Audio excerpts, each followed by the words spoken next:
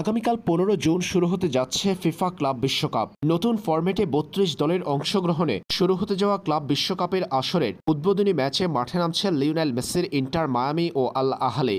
বাংলাদেশ সময় সকাল 6টায় শুরু হবে ইন্টার মায়ামি আল আহলির ম্যাচটি। ক্লাব বিশ্বকাপের এবারের আসরের 32 দলের মধ্যে সবচেয়ে বেশি অংশ নিচ্ছে ব্রাজিলের ফুটবলাররা। দেশটি থেকে সর্বাধিক 142 জন ফুটবলার ফিফার এই টুর্নামেন্টে খেলবে।